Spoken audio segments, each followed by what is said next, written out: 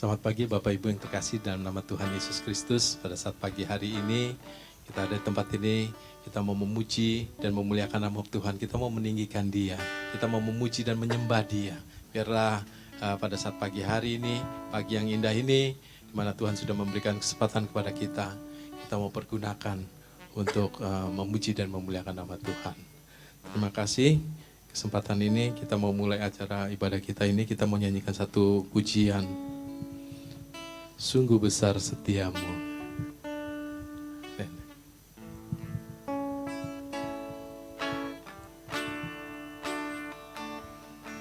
Sungguh besar setiamu. Sungguh besar setiamu. Kau nyatakan bagiku. Kau Bapa yang selalu mengerti isi hatimu. Kemuliaan-Mu Kau janjikan, aku tetap percaya. Ku percaya janji-Mu ajaib, terukir dalam kehidupanku. Ku berserah di dalam kekuatan-Mu, hanya Kau segalanya bagiku. Ku percaya janji-Mu ajaib, terukir dalam kehidupanku. Ku berserah di dalam kekuatan-Mu. Ku percaya.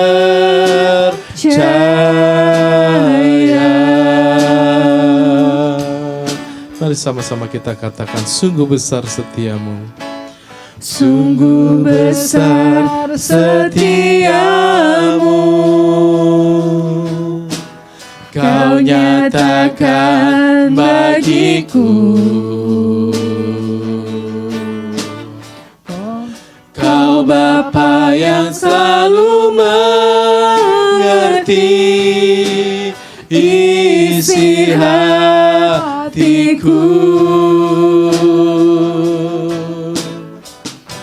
Kemuliaan-Mu Kau janjikan,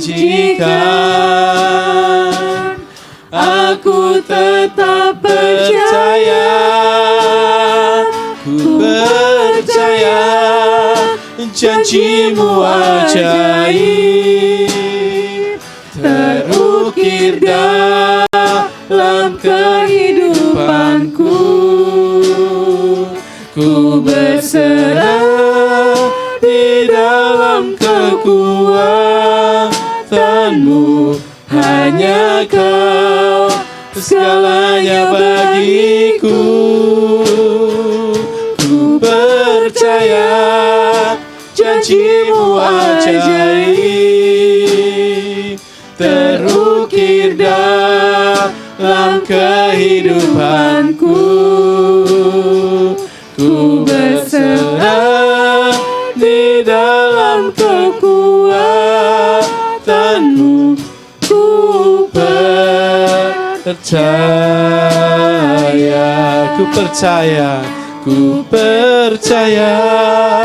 janji-Mu ajaib,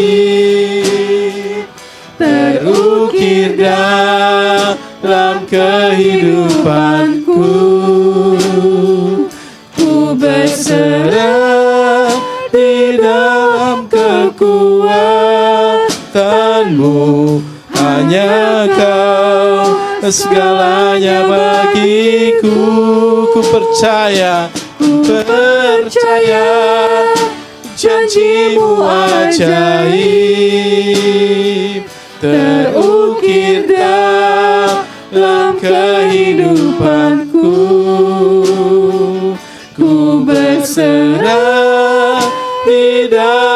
kekuatan-Mu, ku percaya.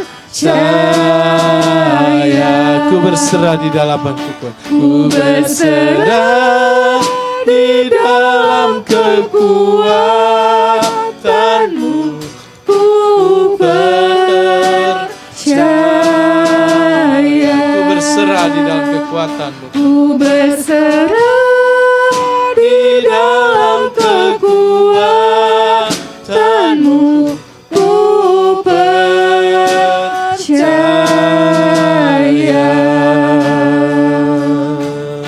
Haleluya, haleluya Tuhan.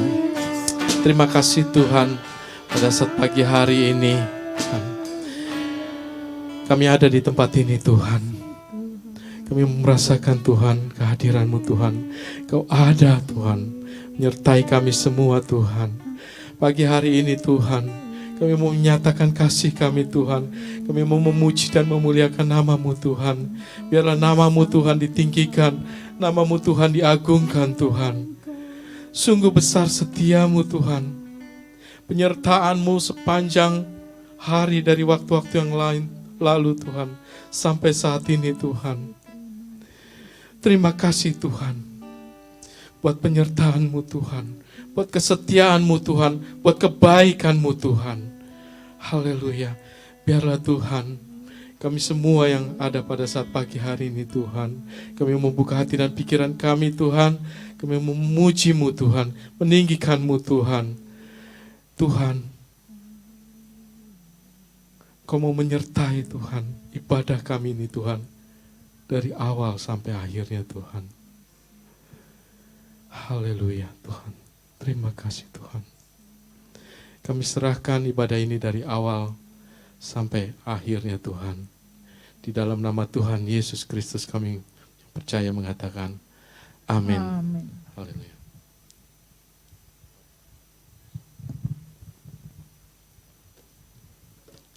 Selamat pagi Bapak Ibu yang kekasih dalam nama Tuhan Yesus Kristus. Haleluya. Pagi ini kita mau memuji dan memuliakan nama Tuhan. Amin. Amin. Biarlah saat pagi hari ini kita mau bersuka cita di dalam Tuhan. Kita mau meninggikan Dia. Haleluya. Kita mau memuji Dia. Kita adalah umat tebusannya. Kita adalah umat yang sudah dipilih. Kita dipilih dari segala bangsa. Amin. Haleluya. Haleluya. Kita dipilih dari segala bangsa. Kita dipilih jadi umatnya. Amin. Kita dipilih. Kita dipilih dan dikuduskannya. Bawa kemuliaan hanya bagi Dia. Terimalah kemuliaan. Sama-sama kita bangkit berdiri. Hormat kami, terimalah sembah kami, pujian kami. Inilah pujian kami Tuhan. Terimalah kemuliaan dan hormat kami. Terimalah sembah dan pujian kami. Haleluya. Kita dipilih dari segala bangsa. Kita dipilih jadi umatnya. Kita dipilih dan dikuduskannya. Bawa kemuliaan hanya bagi Dia. Terimalah kemuliaan dan hormat kami. Terimalah sembah kami, pujian kami. Terimalah kemuliaan, amin, dan hormat kami. Terimalah sembah dan pujian kami. Terimalah kemuliaan dan hormat kami. Terimalah sembah kami, pujian kami. Terimalah kemuliaan dan hormat kami. terimalah sembah dan pujian kami. Terimalah kemuliaan, terimalah kemuliaan dan hormat kami. Haleluya. Terimalah sembah kami, pujian kami. Terimalah kemuliaan dan hormat kami. Terimalah sembah dan pujian kami.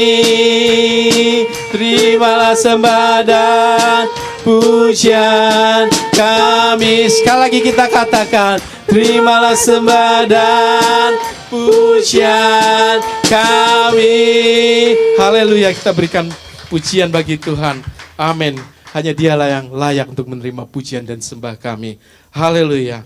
Meskipun musuh di depan kita ya, rintangan menghadang langkah kita, tetapi kita tahu bahwa kita selalu, Tuhan selalu bersama dengan kita. Amin. Haleluya.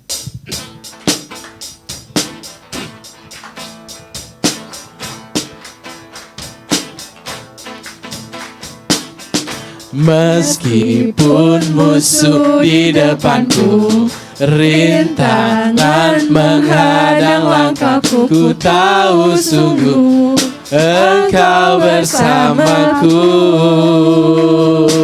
Beribu rebah di kiriku, beribu rebah di kiriku, beraksa di sisi kananku, ku tahu janjimu Engkau bersamaku. Takkan pernah goyah keyakinan, takkan pernah goyah keyakinanku pada dirimu, Yesus Tuhanku. tiada yang seperti dirimu. Kaulah kuatku, kebanggaanku, gunung batu dan keselamatanku. Kuat tanganmu, perlindunganku, Kaulah Allah sumber kemenanganku. Haleluya. Meskipun musuh di depanku,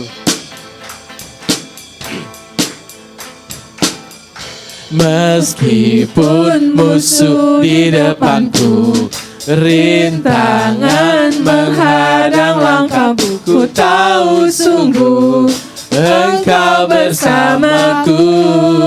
Amin. Haleluya. Beribu rebah di kiriku, beraksa di sisi kananku, ku tahu janjimu Engkau bersamaku. Takkan pernah goyah keyakinanku pada dirimu, Yesus Tuhanku. Tiada yang seperti dirimu. Kaulah kuatku, kebanggaanku, gunung batu dan keselamatanku. Kuat tanganmu, perlindunganku, Kaulah Allah sumber kemenangan. Kaulah kuatku, kebanggaanku, gunung batu dan keselamatanku. Kuat tanganmu, perlindunganku, Kaulah Allah sumber kemenangan. Kaulah kuatku, kebanggaanku, gunung batu dan keselamatanku. Kuat tanganmu, perlindunganku, Kaulah Allah sumber kemenanganku.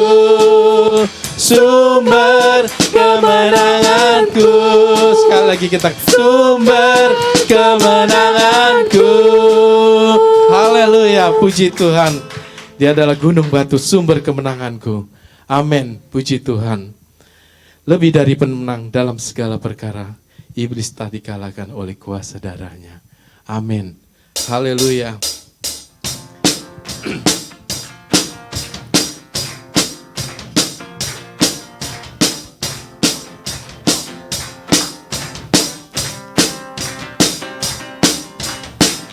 lebih dari pemenang dalam segala perkara.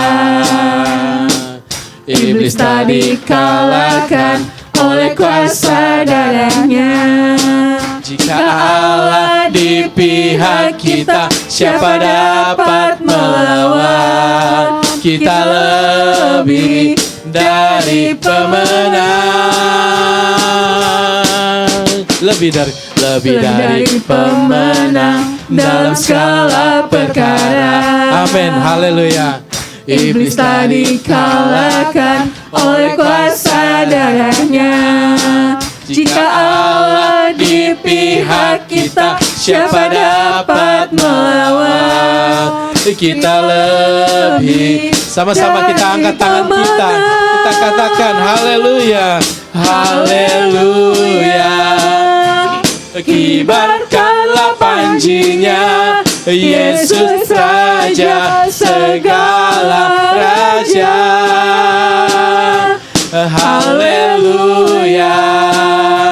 Bangkitlah gerejanya, kita lebih dari pemenang. Haleluya. Lebih dari pemenang dalam segala perkara. Iblis telah dikalahkan. Iblis telah dikalahkan oleh kuasa darahnya. Jika Allah di pihak kita, siapa dapat melawan? Kita lebih dari pemenang. Haleluya, haleluya. Kibarkanlah panjinya, Yesus Raja segala raja. Haleluya. Bangkitlah gerejanya, kita lebih dari pemenang. Haleluya.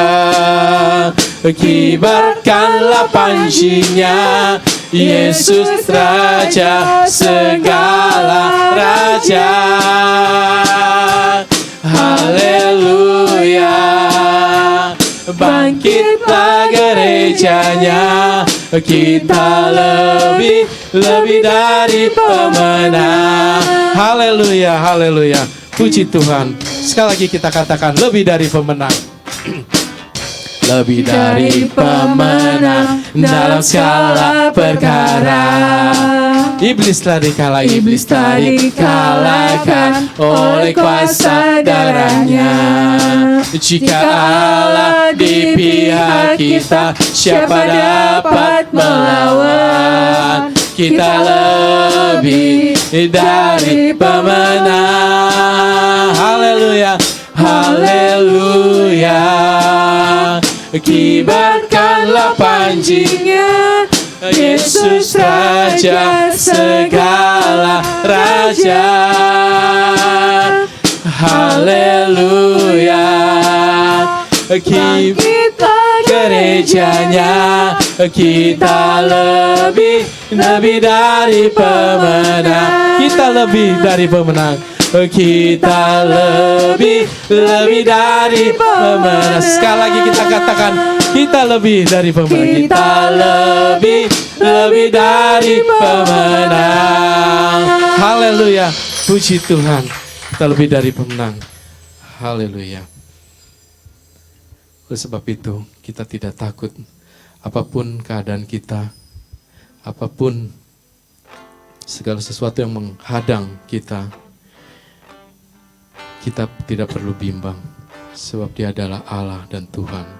Dia yang akan menolong kita. Haleluya. Ku tidak takut, sebab Kau besertaku.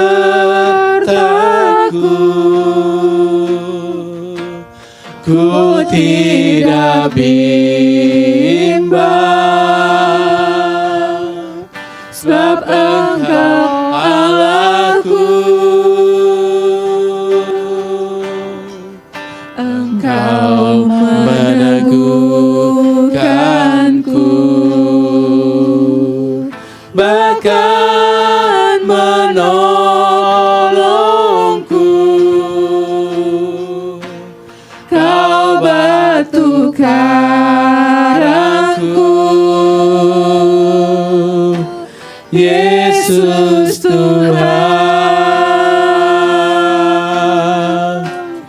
Yesus memegangku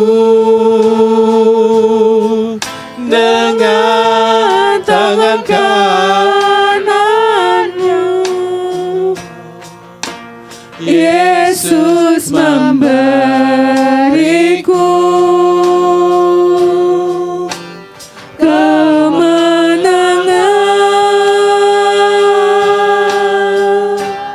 Yesus memegangku dengan tangan kananmu. Yesus memberiku kemenangan. Haleluya. Ku tidak takut. Ku tidak takut, sebab Kau besertaku.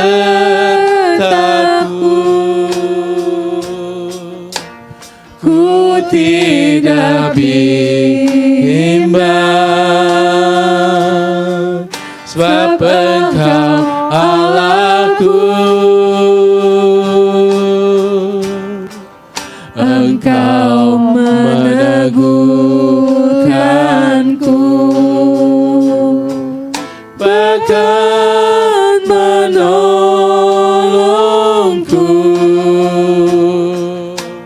Kau batu karangku, Yesus Tuhan. Yesus memegangku dengan tangan kananmu. Yesus memberiku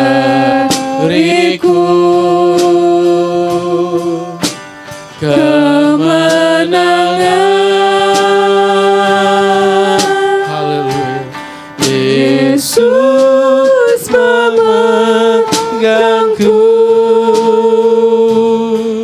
dengan tangan kananmu. Yesus memberiku kemenangan. Sekali lagi kita katakan Yesus Yesus memegangku dengan tangan kananmu. Yesus memberiku kemenangan.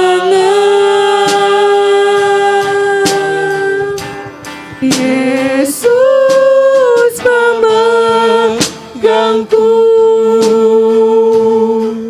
dengan tangan kananmu.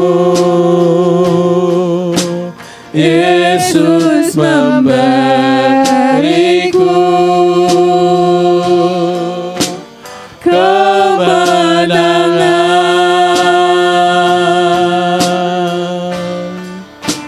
Yesus memberiku kemenangan.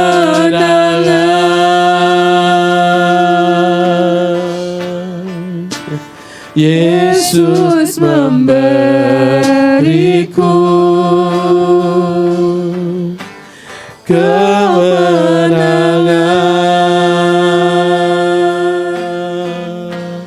Haleluya. Haleluya.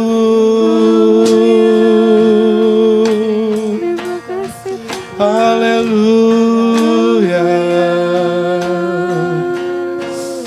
Haleluya. Terima kasih Tuhan. Terima kasih Tuhan. Terima kasih Tuhan. Inilah yang menjadi doa kami Tuhan. Inilah menjadi pengharapan kami Tuhan di hadapan-Mu Tuhan. Bahwa Engkau tidak akan meninggalkan kami. Sekali-sekali Engkau tidak akan membiarkan kami Tuhan. Engkau tetap memegang kami Tuhan. Dengan tangan-Mu Tuhan. Tangan yang kuat Tuhan. Engkau berkuasa Tuhan atas hidup kami Tuhan. Menjadikan kami Tuhan lebih dari pemenang Tuhan. Dalam segala apapun Tuhan, jika Engkau ada di pihak kami, di pihak kami Tuhan, tidak ada yang dapat melawan kami Tuhan. Engkau memberikan kemenangan kepada kami Tuhan. Segala apapun yang ada di dalam, yang kami alami Tuhan, dalam kehidupan kami Tuhan, kami mau tetap bersandar kepadamu Tuhan. Haleluya, haleluya Tuhan. Engkau yang meneguhkan kami Tuhan. Engkau adalah penolong kami Tuhan. Haleluya, haleluya. Inilah yang menjadikan kekuatan bagi kami Tuhan. Engkau adalah kekuatan kami Tuhan. Terima kasih Tuhan. Kau pegang tangan kami Tuhan. Yesus memegangku dengan tangan kanan-Mu. Yesus memberiku kemenangan. Yesus memegangku dengan tangan kanan-Mu. Yesus memberiku kemenangan. Yesus memberiku kemenangan. Yesus memegangku dengan tangan kanan-Mu. Yesus memberiku kemenangan. Saya serahkan kepada hamba Tuhan. Yesus memegangku dengan tangan kanan-Mu. Yesus memberiku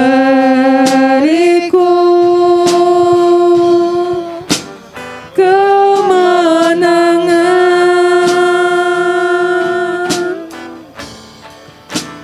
Yesus memberiku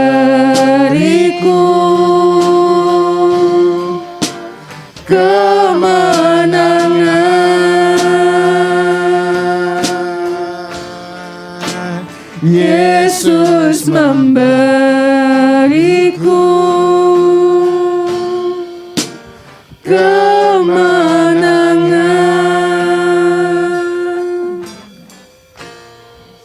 Segala puji kami naikkan hadirat-Mu ya Tuhan. Pagi hari ini, izinkan kami untuk berduduk diam di bawah kaki-Mu ya Allah, untuk mendengarkan firman-Mu. Berbicaralah pada masing-masing hati kami. Terima kasih Tuhan. Di dalam nama Tuhan Yesus Kristus. Amin.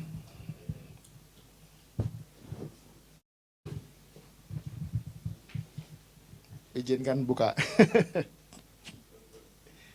Kalau enggak, kacamata saya butuh wiper. Karena ini tugas pertama saya sharing firman Tuhan di tahun ini. Izinkan saya, boleh juga ucapkan selamat tahun baru ya. Masih Januari. Minggu ini saya baru pertama kali juga trip nih, balik. Udah mulai jalan kan gitu ya. Kalau kemarin-kemarin masih di Jakarta. walaupun sudah mempersiapkan segala tugas 2023, sudah memperhitungkan segala macam, mungkin Bapak Ibu yang di dunia komersial mungkin tahu sedikit juga, setiap tahun kan Pak ya Pak ya, kita biasanya ngitung target baru gitu ya. Tahun 2023 tentu dengan segala prediksinya dan lain sebagainya. Minggu ini adalah pertama kali tadi saya jalan, sehingga Jumat masih di pesawat gitu. Saya nyampe Jakarta hampir 1:30 malam, baru sampai di Jakarta. Yang saya kepikir dalam semua setiap tahun ya kan, perenungan kita awal tahun dan lain sebagainya, kita selalu pada kondisi mau memulai sesuatu lagi, di restart di awal tahun, di mana segala perjuangan kita 2022 tentu kita mengucap syukur kepada pertolongan Tuhan yang luar biasa. Nah, tapi tahun yang baru tentu ada suasana yang baru, ada tantangan yang baru yang harus kita hadapi dan lain sebagainya. Ketika mau jalan hari Selasa, itu perjalanan pertama dengan pesawat yang nggak enak sebetulnya, karena pesawatnya adalah jam 1 pagi gitu ya. Jadi jam 1 pagi itu pesawat-pesawat yang waduh, kalau bisa nggak mau gitu ya milih ya. Nah, tapi karena dengan jumlah penerbangan yang masih terbatas hari-hari ini, masih jam-jam aneh-aneh itu harus diambil gitu. Jam 1 pagi harus berangkat. Nah, tentu berangkat dari rumah jam 9 malam gitu ya. Jam 9, jam 10 malam. Dengan segala, bisa kebayang betapa beratnya melangkah kaki keluar dari rumah jam-jam seperti itu gitu. Ketika orang lain mau siap-siap mungkin entah masih menikmati suasana malam dengan istirahatnya, saya harus panggil Grab untuk pergi ke airport gitu ya. Tapi memang itu adalah suatu kenyataan yang kita harus hadapi setiap hari. Saya percaya walaupun teman-teman, Bapak Ibu semua saudara sekalian, perjuangannya berbeda-beda, tetapi ada masa di mana kaki itu begitu sulit untuk melangkah di awal itu, untuk melangkah keluar rumah dan melakukan segala aktivitas. Lalu saya teringat kepada ayat ini yang akan kita baca, Lukas 16, 20-22.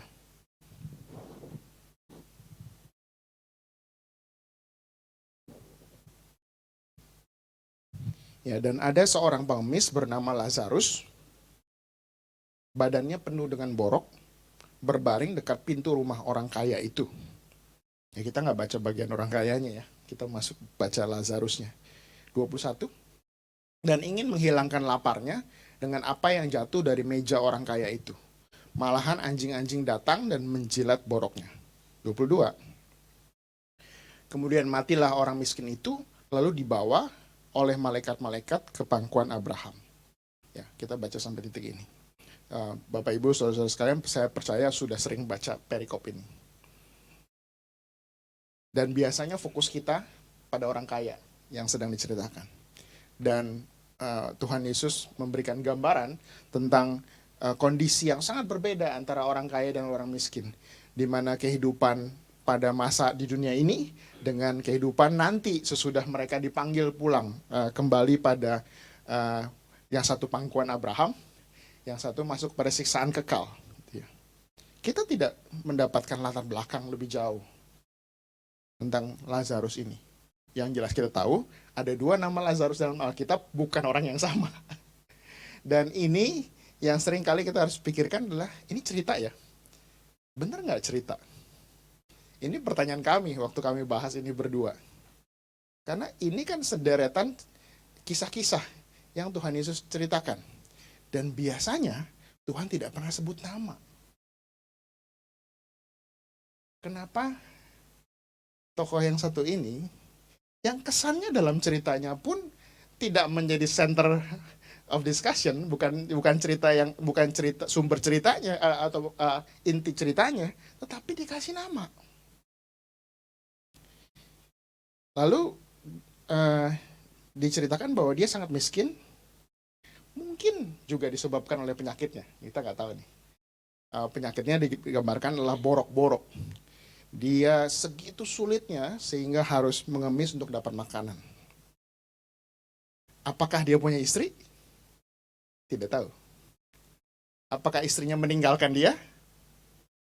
Bisa jadi. Nah, kalau Bapak Ibu saya udah mulai cerita lebih jauh ke sini, kira-kira ada yang mirip nggak cerita ini dengan cerita lain yang kita baca dalam Alkitab. Ayub. Tapi akhir ceritanya berbeda.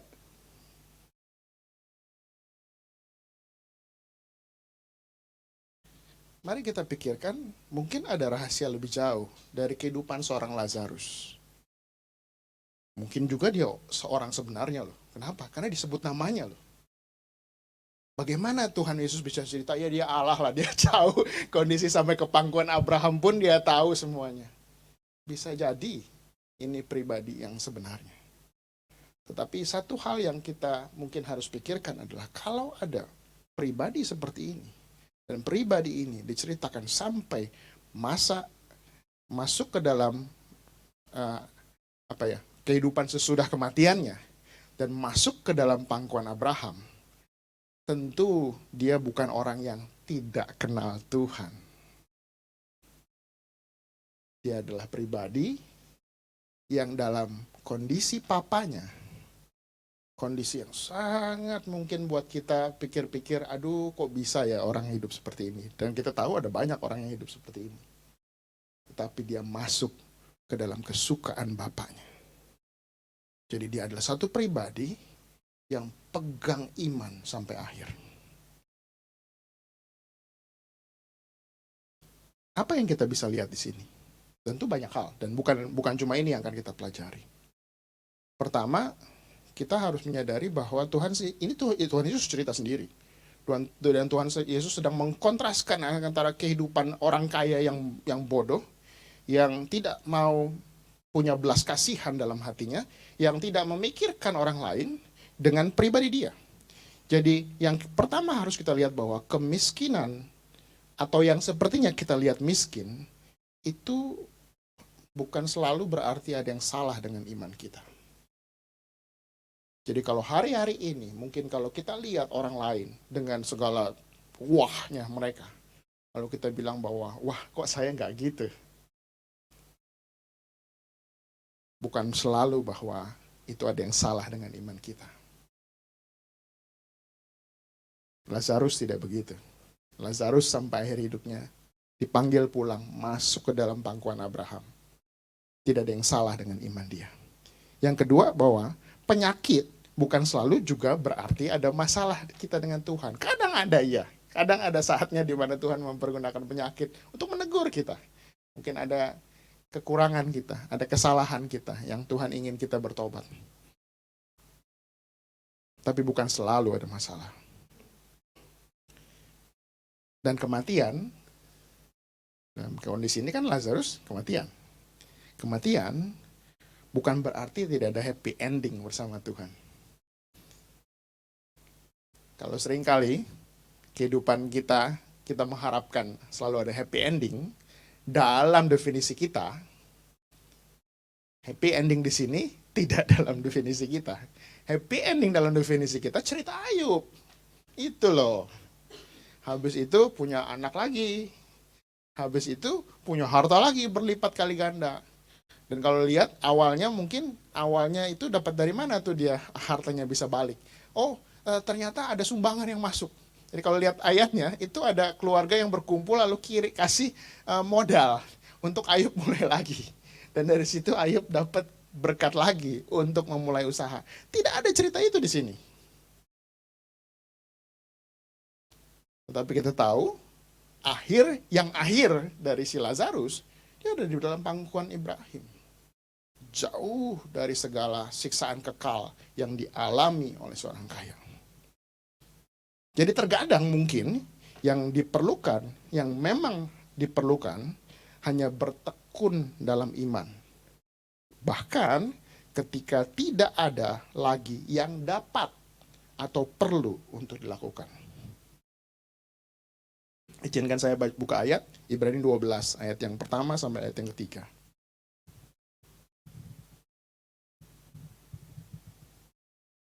Karena kita mempunyai banyak saksi, bagaikan awan yang mengelilingi kita. Marilah kita meninggalkan semua beban dan dosa yang begitu merintangi kita, dan berlomba dengan tekun dalam perlombaan yang diwajibkan bagi kita.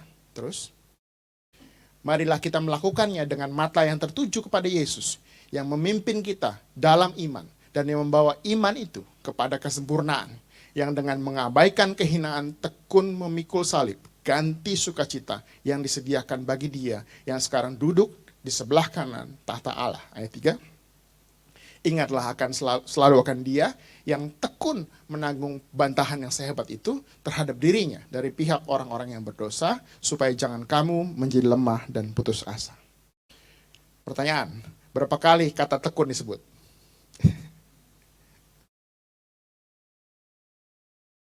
Setiap ayat ada 1. Gampang. 3.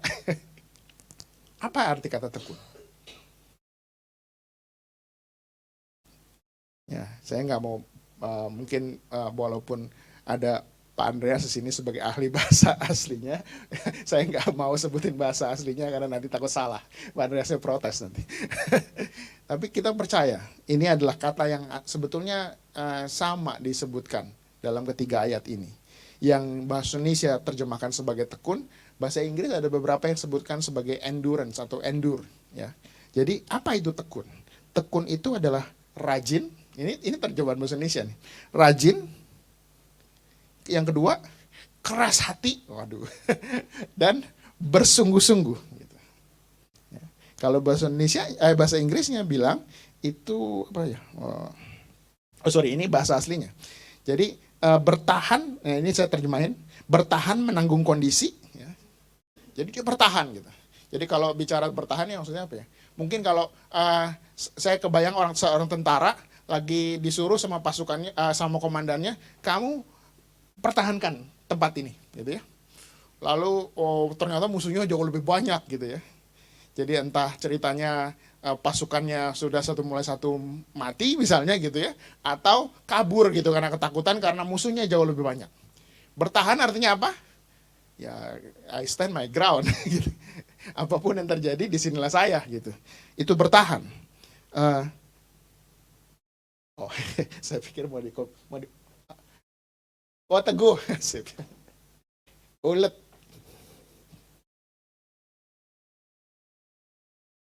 Kalau penggunaan kata bahasa Inggris itu, ini kan contoh ya, kalau kita lihat dalam bahasa Inggris itu kadang-kadang ada contoh pemakaian katanya. Bahkan menggambarkan sesuatu kondisi yang bahkan sepertinya hampir tidak mungkin orang itu bertahan, tetapi dia bertahan. Kalau tadi gambarannya kita ingat seorang cerita Lazarus, sesuatu hal yang tidak mungkin dalam otak kita, apa iya orang yang sedemikian itu, yang sampai tidak bisa lagi banyak bergerak. Bapak Ibu Saudara, ada sesuatu yang seringkali kita missing. Diceritakan tadi, dia punya borok, ya, dan boroknya itu dijilat oleh anjing. Bapak Ibu Saudara, kalau kita berpikir dalam konteks bahwa itu anjingnya dia, itu mungkin kita pikir oke lah, jorok sih jorok ya, tetapi itu anjing dia gitu ya. Mungkin dengan penuh kasih tuh anjing ngejilatin gitu ya. Bapak Ibu Saudara, orang Israel, orang Yahudi tidak punya kebiasaan pelihara anjing. Jadi kalau ada anjing, itu artinya anjing liar. Artinya dia sampai tidak punya lagi kekuatan untuk usir itu anjing pergi. Kondisinya sedemikian rupa. Tetapi kondisi yang impossible itu, dia bertahan. Kalau kita baca tadi kepada ayat 1-nya, tolong balik ayat 1.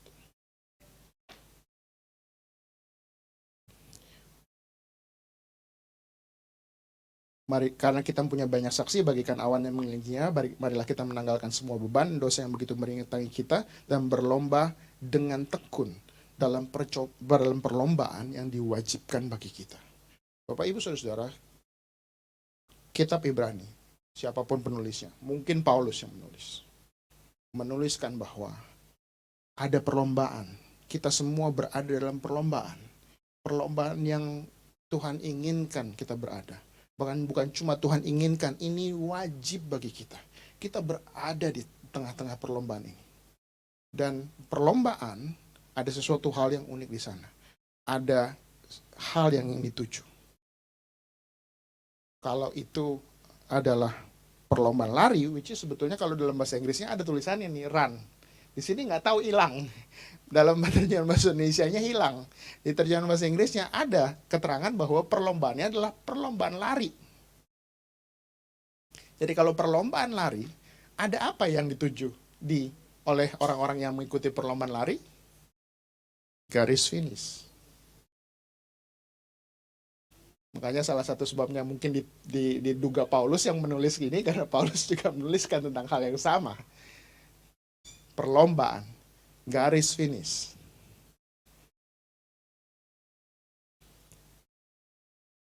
Kami mencoba lagi saya mencoba lagi untuk ikut perlombaan lari. Istri baru pertama kali, bulan November yang lalu. Nggak jauh-jauh, 5 kilo gitu ya. Nggak pernah bisa lari cepat, tapi coba jalan lari. Waktu masih umur 30-an awal pun cuma bisa lari 5 kilo tuh 40 menit gitu ya. Cukup lama itu sebetulnya. Sekarang nambah parah. 9 menit, di atas 9 menit per pace itu, jadi 45 menit ke atas itu udah bagus banget gitu. Tujuan kami adalah selesai. Tujuan kami adalah menyampai garis finish. Bapak Ibu Saudara, satu sedikit rahasia. Mungkin saya bukan pelari yang ini ya. Kalau dulu ada Bapak Anggi yang lari lebih jauh dari saya. Satu rahasia dari yang kita mencoba lari adalah kita tidak pernah memikirkan dulu garis finish. Karena garis finish jauh banget. Ini baru 5 kilo loh. Bagaimana yang larinya maraton ya, 42 kilo. Tidak, kami tidak fokus pada garis finish. Yang kami fokus adalah melangkah, satu langkah, demi satu langkah, demi satu langkah. Ajaibnya, nyampe 5 kilo. Tidak harus kami ngejoprak di tengah jalan. Saya rasa itu sebabnya Paulus, penulis kitab Ibrani, menuliskan tentang bertekun. Perlombaan rally itu, bertekun. Semakin jauh, bertekun melangkah. Satu langkah demi langkah. Rajin? Ya, boleh juga bilang rajin, karena memang mau nggak mau kan harus melangkah terus gitu ya. Keras hati? Iya loh, karena kalau nggak nyampe loh. Kalau kita udah berpikir bahwa, aduh, kejauhan, stop tengah jalan, berhenti kita, hilang tenaga loh. Hilang tenaga, berhenti kita. Jadi keras hati, yes. Bersungguh-sungguh, ya, kita mau sampai akhir. Tapi mari kita pikirkan, bagaimana kondisi kita hari ini. Kalau tadi saya menggambarkan adalah seperti saya mau berangkat ke airport jam 9 malam. Mau melangkah keluar dari rumah, itu berat sekali. Tapi saya kebayang itu seperti kita lagi mau melangkah. Ini adalah perlombaan saya. Ini adalah kegiatan saya. Ini adalah iman saya yang sedang saya kejar di hadapan Tuhan. Saya mau melangkah walaupun itu berat. Saya mau melangkah walaupun itu begitu sulitnya. Saya mau melangkah walaupun itu sepertinya besok itu ya sepertinya belum ada perubahan yang terjadi. Seperti si Lazarus gitu ya. Tetapi rajin, keras hati, dan bersungguh-sungguh. Kata endurance itu tadi bahasa Inggris, endurance atau tekun yang tadi disebut dalam, nah ini kan jadi unik nih. Kata tekun dalam bahasa Indonesia itu tidak bisa dipergunakan dengan arti yang sama dalam bahasa Inggris nih. Karena kalau dalam bahasa Inggris ada misalnya contoh ya, kota itu dibilang bertahan dia berabad-abad kotanya sama gitu. Misalnya kota apa ya? Mungkin yang pernah ke Timur Tengah Konstantinopel misalnya. Dari ratusan ribuan tahun lalu masih ada itu kota sampai sekarang. Itu juga dipergunakan kata endure gitu. Nah, kita nggak bisa pakai kata itu karena nggak mungkin kita bilang kota itu bertekun ribuan tahun gitu ya. Tetapi sebetulnya jadi apa artinya di situ? Artinya adalah ketika semua yang lain itu tidak lagi bertahan, dia tetap bertahan. Ketika yang semua yang lain itu tidak lagi kuat untuk menanggung kondisi yang terjadi, tantangan yang terjadi, penyakit yang dialami, dia tetap bertahan. Jadi bertekun itu nomor satu, tadi sudah kita bahas, itu perjuangan. Itu perjuangan. Jadi bukan berarti bahwa bertekun itu sesuatu hal yang tentu mudah dilakukan. Bertekun adalah perjuangan. Bertekun adalah melangkah satu langkah demi langkah. Dalam kehidupan iman kita, bertekun adalah bahwa hari ini kalau saya bangun pagi, ya saya melakukan apa yang harus saya lakukan. Itu berdoa, saya harus baca firman Tuhan, saya harus cari Tuhan, saya harus berproses. Nanti kita akan belajar tentang berproses. Tetapi lalu kemudian kita juga belajar bahwa tadi bertekun itu rajin dan kreatif. Kejadian 49 ayat 14 dan 15. Nah, ini tentang keledai Isakar. Isakar adalah seperti keledai yang kuat tulangnya, yang meniarap di apit bebannya. Oke, lanjut. Ketika dilihatnya bahwa perhentian itu baik dan negeri itu permai, maka disendengkannya lah bahunya untuk memikul lalu menjadi budak rodi. Perhatikan bahwa keledai Isakar bukan tidak punya kemampuan. Keledai Isakar punya kemampuan. Baik 14. Keledai yang kuat tulangnya. Dia kuat tulangnya. Apakah kita mampu menanggung segala hal yang kita bisa alami? Bersama Tuhan kita kuat. Kuat tulang kita. Tetapi ada masa-masa keledai Isakar meniarap di apit bebannya. Jadi ketekunan dalam hal ini adalah nomor satu, dia tentu melihat kepada pengharapan, juga kita akan bahas nanti, rajin, kreatif. Saya kebayang Lazarus ya. Kalau dia Lazarus tadi, kita bayang dia misalnya bagaimana cara dia mempertahankan iman, bagaimana cara dia supaya rohnya bisa tetap disegarkan oleh firman Tuhan. Mungkin dia berusaha loh untuk saatnya untuk mendengarkan, untuk pergi mendengarkan guru yang mengajar, dia akan berusaha untuk dengerin. Jadi bayangkan orang yang sudah sulit jalan, harus pergi cari sinagoge waktu itu, untuk mendengarkan khotbah minggu gitu ya. Itu butuh bukan cuma kerajinan, butuh semangat yang luar biasa, dan butuh kreativitas. Kenapa? Karena dia nggak mungkin deket-deket. Orang yang kondisi tubuhnya borok semua, itu sudah tidak mau didekati oleh orang lain, karena dianggap najis. Jadi dia mungkin harus, kalau ini bicara ruang ibadah, mungkin dia akan berdiri di luar sana. Tetapi hatinya rindu firman Tuhan. Sehingga dia tetap berusaha untuk dengarkan firman Tuhan. Jadi ketekunan bukan berarti pasrah yang negatif. Ketekunan berarti ada tetap usaha yang besar yang dilakukan untuk menjaga iman dia di dalam Tuhan. Ya, lalu berikutnya, bertekun itu juga pilihan. Nah, ini yang unik gitu ya. Ada banyak tantangan, ada banyak godaan, ada banyak dorongan untuk menyerah atau menyimpang atau berbalik arah. Jadi kalau kita bandingkan bahwa ini adalah tadi ya lari. Ini ada lari ke depan 5 kilo lah ya, jangan 42 kilo lah ya, 5 kilo gitu ya. Bapak-bapak bisa kebayang dong Bapak Ibu Saudara sekalian, kira-kira tantangan godaannya apa di pinggir jalan? Mungkin ada orang jualan makanan. Mungkin ada orang yang kecapean dan berhenti di pinggir jalan. Ada orang yang ketemu teman lalu dia ngobrol di pinggir jalan. Jadi tantangan orang yang lari, yang buat saya 5 kilo, mungkin yang lain mungkin larinya seberapa kilo gitu ya. Tantangan itu banyak sekali untuk kita bisa nyampe garis finish. Untuk kita tidak berhenti di tengah jalan, atau menyimpang gara-gara ada tukang es di pinggir jalan gitu ya. Atau aduh capek lah balik arah aja, cari tempat parkir balik pulang kita gitu kan. Ada begitu banyak tantangan di sana. Jadi tekun itu adalah pilihan.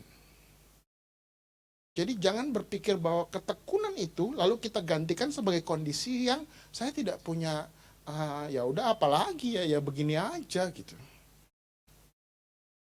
Jadi ketika tekun itu menjadi pilihan, kita punya pengharapan yang berbeda. Ketika tekun itu menjadi pilihan, ada iman dalam setiap langkah kita. Tuhan rindu kita selalu menjaga pandangan kita kepada Dia, yang mengasihi kita, yang menjadi penyemangat kita, yang menjadi sumber kekuatan, penghiburan, menjanjikan pengharapan kita yang tidak akan mengecewakan. Ya. Roma 5 ayat 3 dan 5.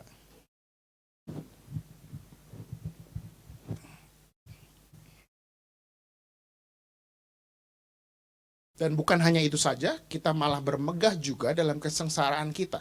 Karena kita tahu bahwa kesengsaraan itu menimbulkan ketekunan. Terus? Dan ketekunan menimbulkan tahan uji. Dan tahan uji menimbulkan pengharapan. Terus? Dan pengharapan tidak mengecewakan. Karena kasih Allah telah dicurahkan di dalam hati kita oleh Roh Kudus yang telah dikaruniakan kepada kita. Ada kesulitan? Yap. Tapi Paulus bilang, dari kesengsaraan, dari kesulitan, kalau kita terus melangkah, timbul ketekunan. Sudah timbul ketekunan, ketekunan menimbulkan tahan uji. Dan tahan uji menimbulkan pengharapan. Bapak Ibu Saudara semua, per hari ini hidup kita itu banyak hal yang membuat kita putus harapan. Kalau kita dengar berita, kalau kita baca segala sesuatu sekeliling kita, kalau kita mengalami apa yang sedang kita alami hari ini, ada banyak kondisi yang menimbulkan kita bisa putus harapan. Cara kita tidak putus harapan, firman Tuhan bilang, bertekun. Lakukan hal yang Tuhan minta kita lakukan hari demi hari. Lakukan itu. Sehingga ketekunan itu muncul, sehingga tahan uji itu muncul, sehingga pengharapan menguasai hati kita. Dia tidak kehilangan pandangan akan tanah perjanjian. Saya percaya bertekun itu proses, Bapak Ibu Saudara. Jadi gini, ketika saya pikirkan ini apa ya yang menjadi ilustrasi. Yang lalu saya pernah baca satu buku tentang bagaimana kebudayaan orang Jepang. Kebudayaan orang Jepang itu berbicara tentang bagaimana berproses. Maksudnya apa? Contoh misalnya kalau dia adalah seseorang yang punya usaha, buka warung, bikin ramen. Gitu ya, sederhana ya. Warung, bikin ramen. Jadi bagaimana dia berproses? Tentu ada dua hal yang dia harus lakukan. Nomor satu adalah dia harus mempersiapkan bahan yang akan dia olah. Jadi dia berproses buat dia adalah dia harus pergi ke pasar, cari bahan makanan yang terbaik yang dia bisa dapatkan dalam kondisi harga yang dia mau jual. Lalu dia bawa pulang itu dalam kondisi yang terbaik. Jadi mungkin bisa berarti dia harus bangun tengah malam atau malam sebelumnya untuk pergi ke pasar, cari bahan makanan yang terbaik. Lalu dia bawa itu, pulang ke tokonya, dan dia mulai olah. Itu proses. Proses yang kedua adalah dia mesti persiapkan warung dia, toh. Jadi bagaimana dia membersihkan warung. Bagaimana dia membersihkan peralatan makan. Bagaimana dia membersihkan mungkin segala hal yang tempat duduk dan lain sebagainya. Itu berproses buat dia. Apa yang unik dari kebudayaan mereka adalah mereka mencoba melakukan semua itu dengan kesempurnaan. Jadi dia tidak berfokus kepada saya akan menjual dan menjadi orang kaya karena menjual ini. Belum sampai ke sana. Jadi ketika dia berpikir tentang proses yang dia lakukan hari itu, dia seperti seorang pelari yang sedang bersiap langkah pertama. Dan dia mempersiapkan langkah pertama itu dengan sebaik-baiknya. Dengan tingkat kesempurnaan yang sebaik-baiknya. Bagaimana buku itu menuliskan bahwa ketika dia akan menyiapkan mangkok misalnya. Bagaimana mangkok itu dia pilih dengan kondisi yang sebaik yang dia bisa sediakan. Dan dia mungkin bersihkan, kalau perlu nggak tahu dipoles atau di apa gitu ya. Sedemikian rupa sehingga pelanggan yang datang itu lihat mangkoknya saja sudah, wow, ini bersih sekali, mengkilat sekali gitu. Terus nanti bagaimana dia memikirkan tentang ketika dia memasak ramen itu tadi ya. Ya kalau Bapak Ibu yang nggak tahu ramen, mie lah gitu ya. Mie gitu ya. Mie ini gitu ya. Bagaimana bukan cuma dimasak dengan yang sempurna, bahkan diberikan segala macam apa ya, trimmings itu apa istilahnya bahasa Bu Dokter, trimmings itu apa? Apa sih? Tambahan-tambahannya lah gitu ya. Tambahan-tambahannya ya lah, misalnya topping. Oke. Topping. Jadi entah pakai sayur-sayurannya, entah pakai, ini bukan bermaksud bukan lapar ya, bukan bermaksud bikin lapar ya. Tapi ini menceritakan bagaimana detailnya itu dia pikirkan gitu. Sampai ada satu cerita ini sampai dia bagaimana, saya nggak tahu itu bahannya apa, tapi saya baru tahu bahwa itu harus diparut gitu ya. Itu sampai diparutnya dengan kondisi sedemikian rupa, dengan supaya ini fresh. Gimana ketika orang datang mulai makan tuh ada, bahkan parutannya ini tuh ada taste-nya, wanginya. Aduh, saya bilang ini kelihatannya kebayangnya lapar ya. Tapi ya itu maksudnya bagaimana bertekun dalam proses. Seringkali kita melupakan tahap ini. Kita memandang bahwa ini cuma lagi suatu perjalanan yang saya terpaksa harus lakukan demi saya bisa sukses. Supaya saya besok bisa kumpulkan duit, supaya bisa jalan-jalan ke Jepang gitu. Kita tidak berpikir prosesnya ini gitu. Jadi bagaimana berproses membaca firman Tuhan contohnya. Ini kan kita kembali pada bertekun dalam iman ya. Bukan bertekun tadi mau makan ramen gitu ya. Bagaimana bertekun dalam iman itu berproses berdoa. Berproses mengalami Tuhan. Bagaimana berproses untuk mengasihi. Siapa yang harus dikasihi? Ya, tentu kalau kita bilang ini gereja, semua harus dikasih. Jangan lupa, harus kasih juga keluarga kita toh. Saya lihat Bu Dokter ingat suaminya di belakang gitu kan. Bagaimana pasangan saling mengasihi. Bagaimana mengasihi anak. Berproses. Berproses mencari kerajaan Tuhan. Berproses mengikuti Tuhan dalam setiap hari langkah hidup kita. Jangan lalu kita anggap ini sebagai sesuatu hal yang buru-buru lewat gitu. Katanya kita merasa, aduh saya telat nih, aduh mau doa. Tuhan, lu taulah gue telat nih. Prosesnya hilang toh. Nggak ada proses di sana.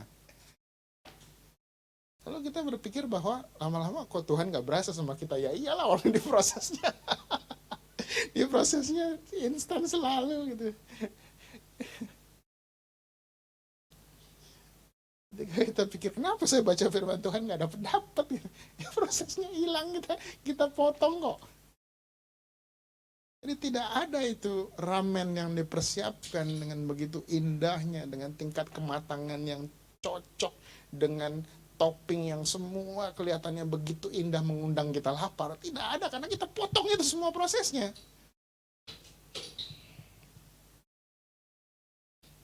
Jadi orang yang bertekun itu berproses.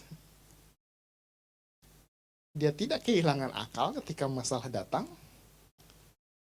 Ketika solusinya tampak tidak kunjung datang. Atau bahkan dalam kasus Lazarus, ketika kesembuhannya tidak dialami dalam hidup yang ini.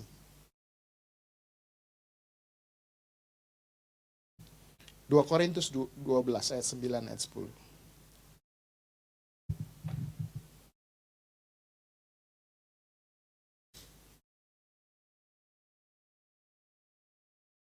Ya, tapi jawab Tuhan kepadaku, cukuplah kasih karuniaku bagimu, sebab justru dalam kelemahanlah kuasaku menjadi sempurna. Sebab itu terlebih suka aku bermegah atas kelemahanku, supaya kuasa Kristus turun menaungi aku. Ayat 10. Karena itu, aku senang dan rela di dalam kelemahan, di dalam siksaan, di dalam kesukaran, di dalam penganiayaan, oleh kesesakan dan kesesakan oleh karena Kristus. Sebab jika aku lemah, maka aku kuat.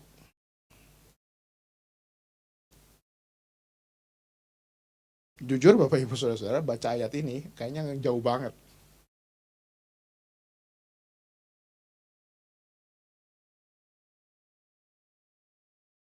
Aku senang dan rela. Ini gimana cara kita mengertikan ayat ini, coba?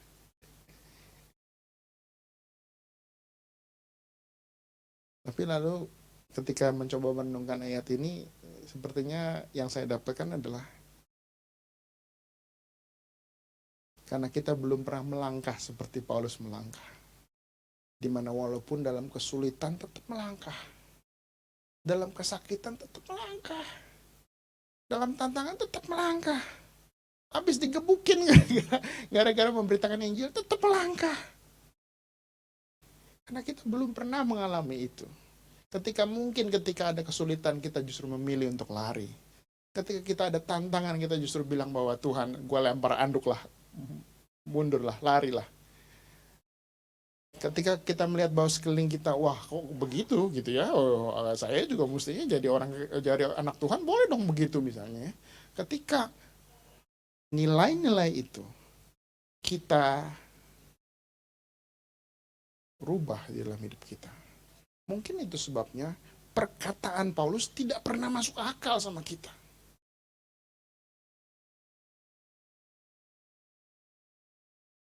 Kalau kita coba lakukan itu, perkataan Paulus mungkin akan menjadi sesuatu hal yang menjadi dasar kekuatan kita. Karena ia bisa untuk menjadi senang dan rela di dalam kelemahan. Paulus harus tanggung sedemikian rupa kondisi. Dan Paulus ceritakan dalam 2 Korintus 12 ini, 3 kali dia datang di hadapan hadirat Tuhan. Bukan berarti bahwa awalnya dia terimain dengan mudah kondisi sakitnya dia ini. Tidak. Kondisi sakitnya itu dia tidak juga terima dengan mudah. Dia naikkan doa di hadapan Tuhan. Dan saya percaya ketika dia naikkan doa di hadapan Tuhan, sesuatu hal yang ya dia tahu, dia begitu dekat dengan Tuhan. Dia tahu bagaimana dia harus melakukan ini. Tapi Tuhan tidak jawab yang pertama. Sedemikian rupa kondisinya begitu berat sehingga seorang Paulus harus datang lagi. Aduh Tuhan, gak kuat ini. Tolong. 3 kali proses ini terjadi. Jadi bayangkan ini bukan sesuatu hal yang mudah untuk ditanggung seorang Paulus. Tetapi dalam proses yang sedemikian rupa, ketika 3 kali itu sudah dilakukan, dan jawaban Tuhan jelas-jelas melak-melak barusan yang kita baca, Paulus muncul sebagai seorang yang baru yang bilang bahwa aku senang dan rela di dalam kelemahan, sebab jika aku lemah, maka aku kuat.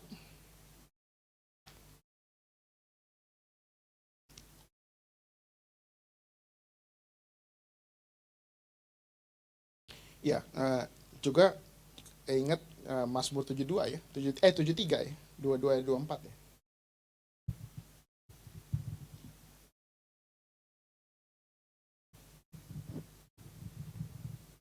Aku dungu dan tidak mengerti, seperti hewan aku di dekatmu, tetapi aku tetap di dekatmu. Engkau memegang tangan kananku, dan dengan nasihatmu engkau menuntun aku, dan kemudian engkau mengangkat aku ke dalam kemuliaan. Perjuangan iman yang dihadapi si penulis Mazmur 73 ini, dia enggak ngerti kenapa hal itu terjadi pada diri dia.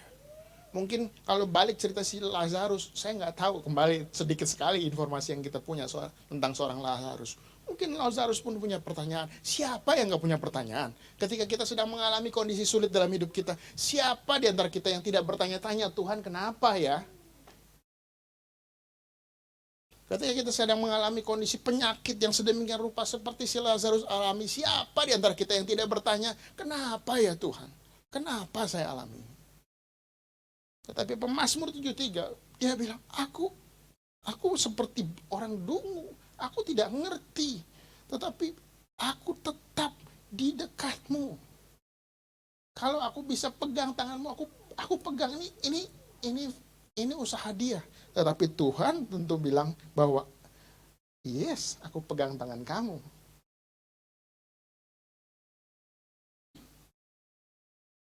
Sedemikian rupa. Sehingga Pemazmur 73 menjadi salah satu perikop ayat yang menjadikan kekuatan buat kita di dalam kesulitan kita, di dalam pergumulan kita, di dalam ketidakmengertian kita tentang rencana Tuhan buat hidup kita. Jadi ketekunan itu berarti tetap melangkah walaupun kita tidak tahu. Kita mesti apa yang Tuhan inginkan, rencana Tuhan pada akhirnya. Dan pada akhirnya kita percaya pengenalan akan Tuhan, pengenalan akan Allah menjadi milik orang yang bertekun. Ya, izinkan saya buka suatu ayat ini mungkin agak sedikit berbeda gitu ya. Yehezkiel 47 ayat 8 dan 9.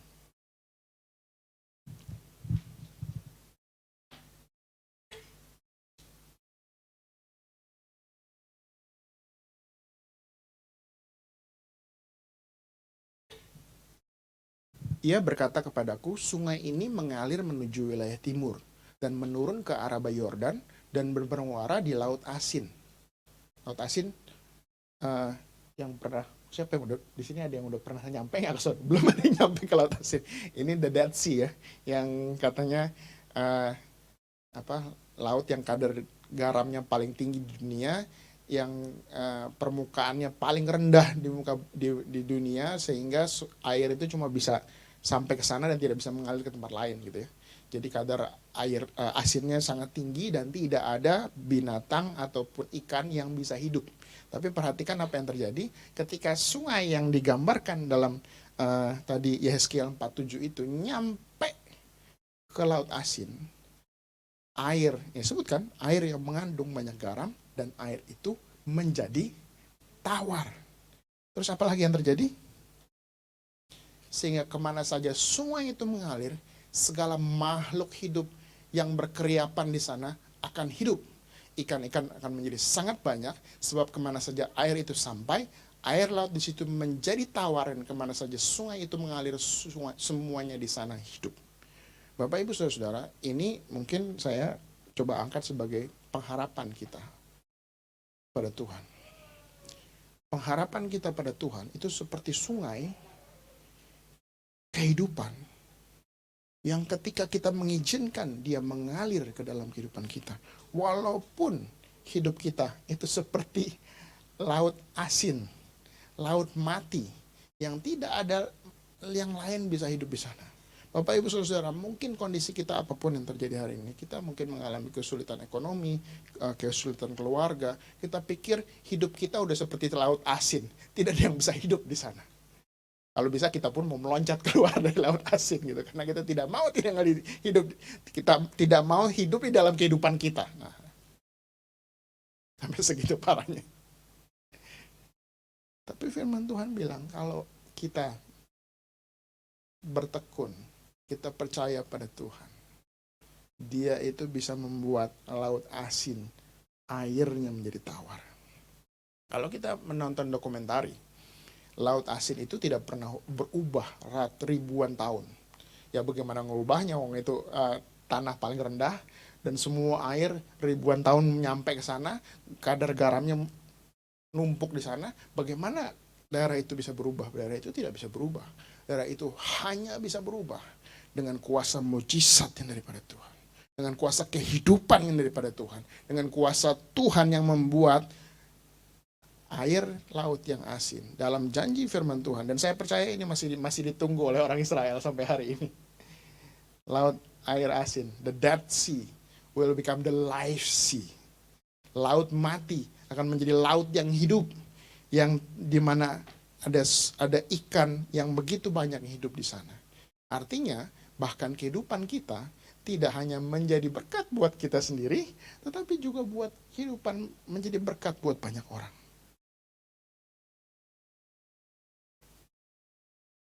Paulus menyatakan, tadi dalam gambaran tentang lari, aku telah mengakhiri pertandingan yang baik, aku telah mencapai garis akhir, dan aku telah memelihara iman. Ini bukan perkataan orang yang pasrah secara negatif karena dia mau mati.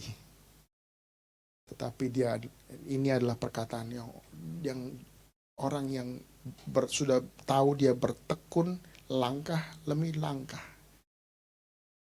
Mungkin bisa tanya nanti istri saya, gimana rasanya menembus garis finish 5 km. Itu cuma segelintir kecil pengalaman yang akan dialami ketika kita sampai pada garis akhir itu. Pengalaman melangkah, selangkah demi selangkah, sampai kita bertemu kepada juru selamat kita. Mari kita hari ini, di awal tahun ini, dengan segala hal yang kita pelajari di dalam minggu-minggu yang lalu, mari kita memikirkan satu hal bahwa mari kita bertekun di dalam Tuhan, mari kita berproses di dalam Dia, berproses menuju kesempurnaan, berproses mencari kerajaan Tuhan, berproses cari Tuhan. Mari kita bangkit berdiri semua.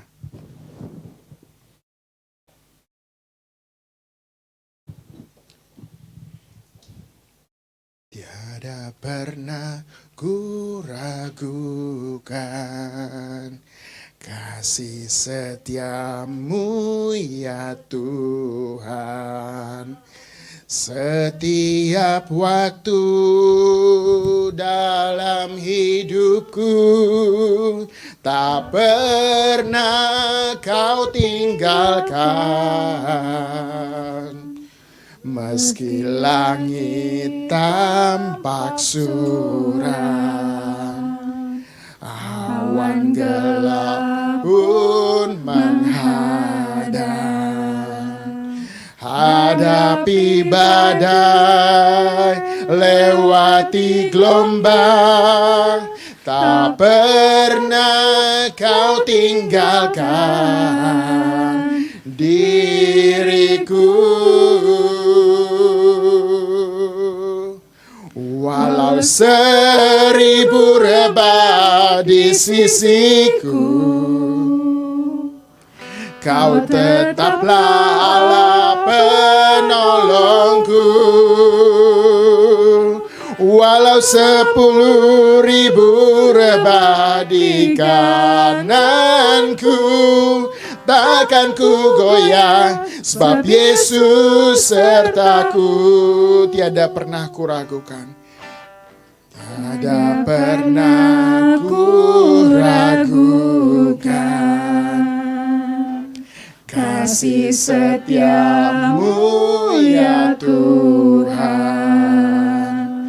Setiap waktu dalam hidupku tak pernah kau tinggalkan. Meski langit tampak suram, awan gelap pun menghadang. Hadapi badai, lewati gelombang, tak pernah kau tinggalkan diriku.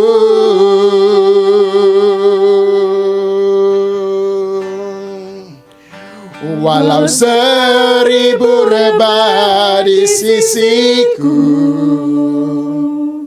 kau tetaplah Allah penolongku. Walau 10.000 rebah di tanganku, takkan ku goyah, sebab Yesus sertaku. Walau 1.000 rebah di sisiku, Kau tetaplah Allah penolongku. Walau 10.000 rebah di tanganku, takkan ku goyah, sebab Yesus sertaku. Bapak Ibu Saudara sekalian, pada awal tahun ini, mari kita membawa hidup kita masing-masing dalam tangan Tuhan. Mungkin kita belum sampai seperti seorang Lazarus. Tapi dengan segala kondisi kita, pagi hari ini, di awal tahun ini, kita mau bawa itu hadapan hadirat Tuhan. Mari kita bertekun di dalam Tuhan. Mari kita berproses di dalam Dia. Kalau hari-hari yang lalu, kita mencari Tuhan dengan cara yang instan. Kita membuang proses-proses itu demi segala kegiatan lain dalam hidup kita. Biar pagi hari ini, biar hari ini, kita mau dengar panggilan Tuhan. Tuhan tidak pernah meninggalkan kita. Tuhan selalu berada bersama dengan kita. Biar mari kita membawa hidup kita hadapan hadirat Tuhan.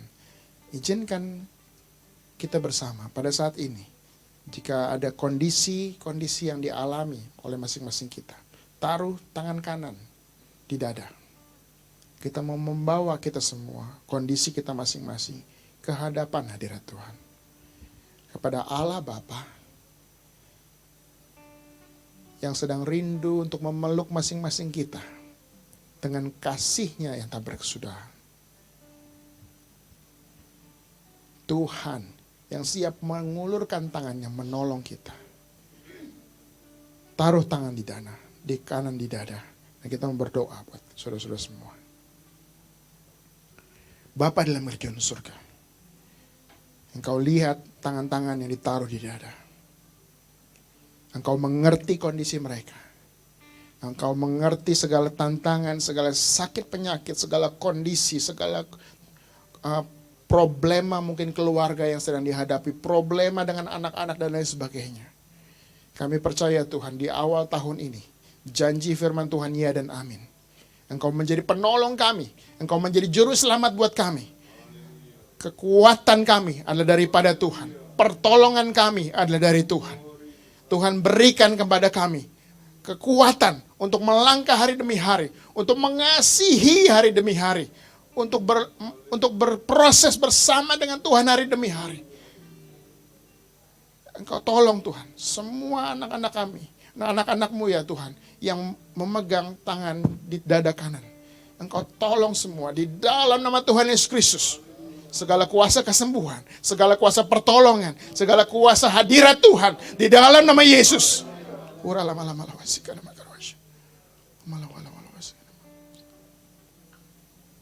Kami percaya Tuhan, seberapapun proses harus kami jalani, kami percaya sungai kehidupan daripada Tuhan membuat laut mati menjadi hidup kembali.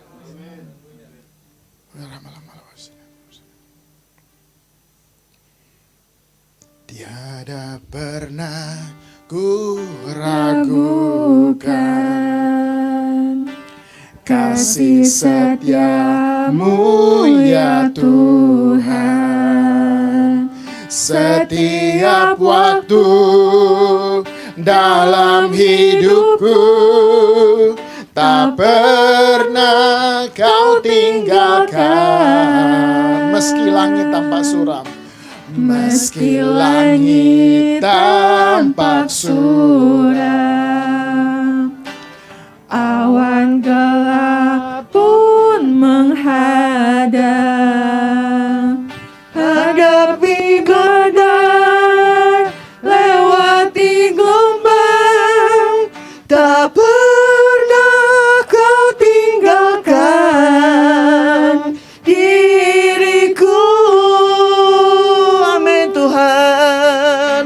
Walau 1000 rebah di sisiku, Walau 1000 rebah di sisiku, Tuhan Engkau Allah Kau penolongku. tetaplah Allah penolongku. Dalam situasi apapun, Engkau penolong kami Tuhan.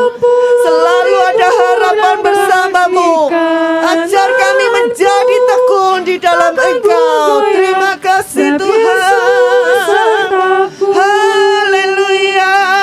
Walau 1000 rebah di sisiku,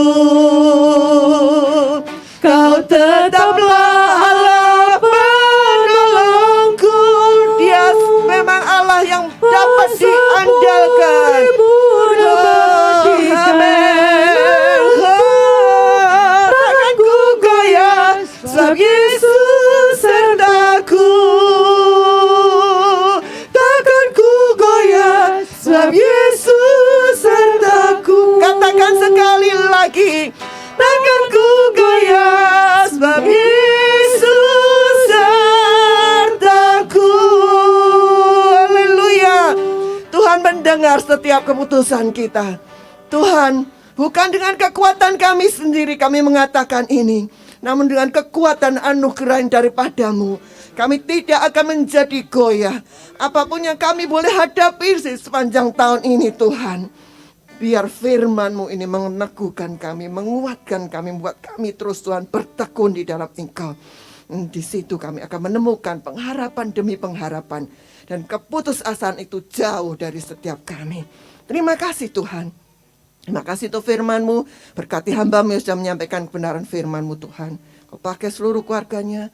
Supaya Tuhan memberkati setiap kami. Setiap keluarga kami.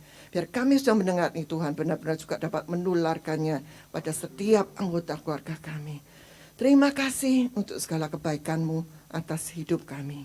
Terpuji nama-Mu. Di dalam nama Tuhan Yesus Kristus kami sudah peralaskan doa kami. Haleluya. Amin. Silahkan yang akan bawakan pengumuman.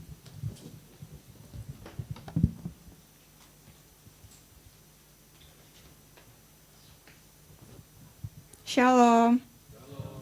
Di saat ini kita mau memberikan persembahan. Persembahan dapat kita masukkan ke kotak belakang atau ditransfer.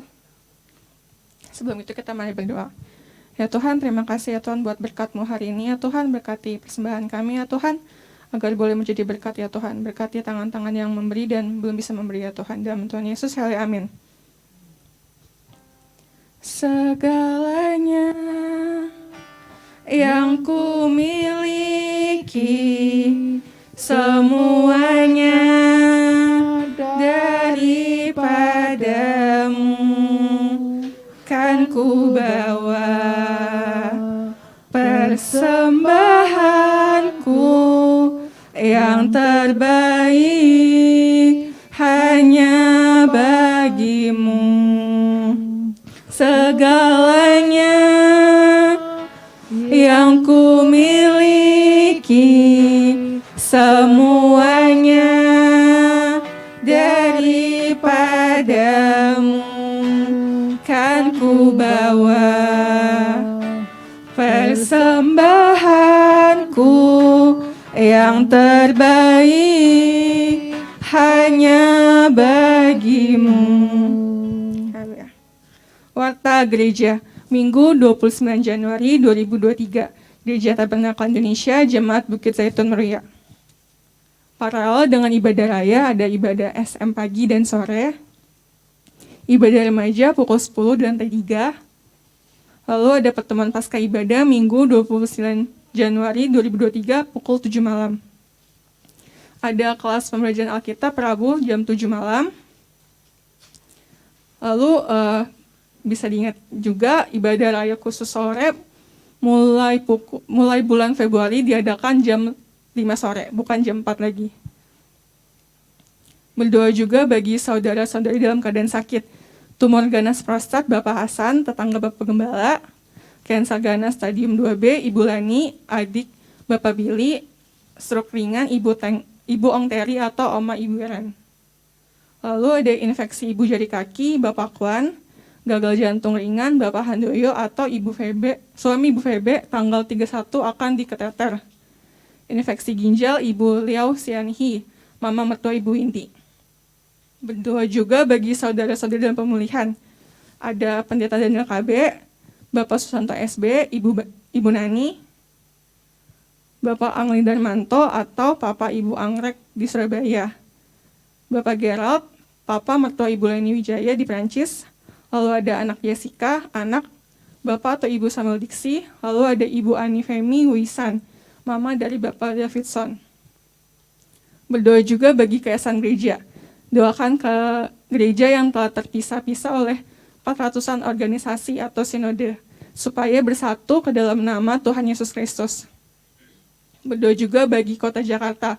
Doakan supaya upaya pemerintah menekan kemacetan. Berdoa juga bagi bangsa dan negara Indonesia. Doakan upaya pemerintah menyelesaikan 12 masalah HAM di masa lalu. Selamat mengalami selalu baru dan menjadi baru. Doa syafaat, pengutusan doa berkat, saya persilakan Bapak Weli.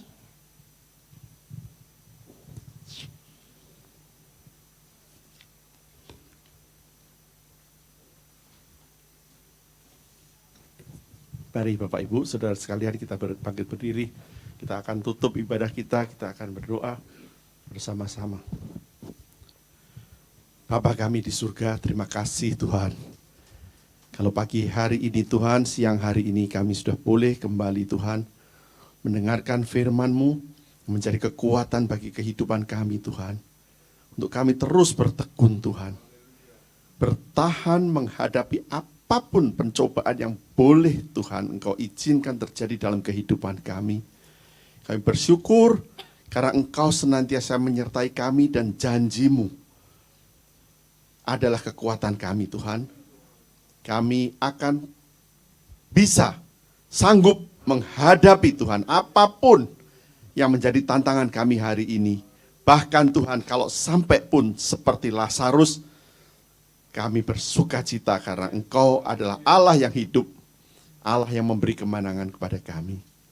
Terima kasih Bapak, kami berdoa siang hari ini pertama-tama untuk saudara-saudara kami Tuhan yang masih sakit dalam pemulihan Tuhan.